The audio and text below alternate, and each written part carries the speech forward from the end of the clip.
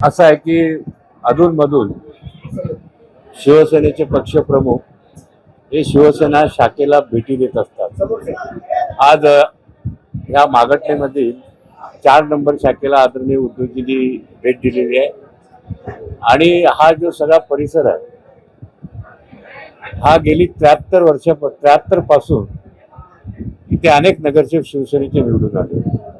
त्याच्यामध्ये पहिले आमच्या एकूण 73 गजानन ठाकरे असतील, अशोक नर असतील, नामदेव माने असतील, निलेश पाटकेकर असतील, सुजाता पाटकेकर असतील, तेव्हा शिवसेनेचा बालेकिल्ला आहे आणि या बालेकिल्ल्याच्या शाखेमध्ये म्हणजे आमच्या कुटुंबामध्ये आज साहेब येऊन गेले। आम्हाला खूप आनंद, शिवसैनिकांना, जुन्या शिवसैनिकांचा त्यांनी सत्कार केला आणि खूप आज आनंदाचं वातावरण या मागटणे विधानसभामध्ये आहे।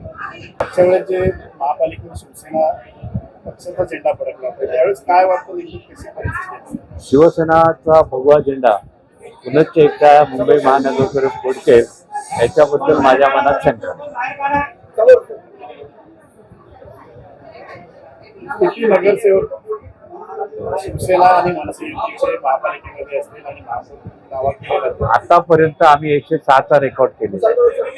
मुंबई महानगरपालिकेमध्ये सगळ्यात जास्त नगरसेवक आतापर्यंत शिवसेना उद्धव बाळासाहेब ठाकरे या पक्षाचे निवडून आलेल्या, त्याहीपेक्षा यावेळेला आम्ही रेकॉर्ड करून जास्तीत जास्त निवडणूक आणखी, कारण लोकांमध्ये जी भावना आहे या सरकारच्या विरोधात, केंद्र सरकारच्या विरोधात फार काय खोलात जात नाही आणि मराठी माणसांची एकजूट, या मुंबई शहरातील मराठी माणसांची एकजूट, कारण या मुंबईमध्ये ज्या पद्धतीनं मुंबईकडे बघितलं जातंय त्याची चीड मराठी माणसाला आणि त्याची प्रतिक्रिया येणाऱ्या मुंबई महानगरपालिकेत सगळ्यांना दिसेल।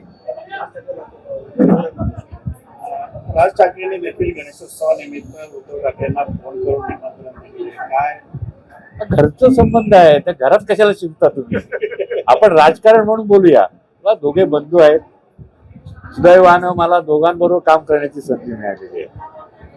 ज्यावेळेला शिवसेना प्रमुख ही शाखा प्रमुख होतो तेव्हा राजसाहेब हे सातत्यानं मातोश्रीवरती आमच्या शिवसेनेच्या बैठकीने हजर राहायचं आहे।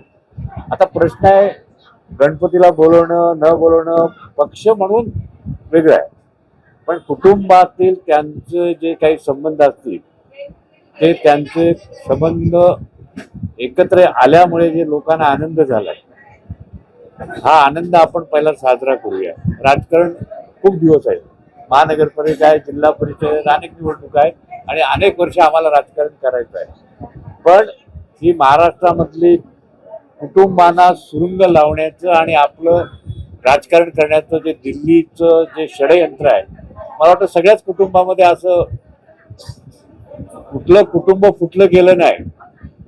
पवारांसारखं जुनं कुटुंब असू द्या किंवा आणखी कुणाचं कुटुंब फोडून त्याच्यामध्ये आपली पोळी भाजण्याच्या राजकारण जे झालंय त्याला माननीय उद्धवजी आणि राजसाहेबांनी एकत्र येऊन हे महाराष्ट्राला पुन्हा एकदा दाखवलंय की एकत्र कुटुंबानंतर काय होईल त्याचं चित्र निवडणुकीच्या, महापालिकेच्या निकालानंतर, जिल्हा परिषदेच्या निकालानंतर आपल्याला कळेल।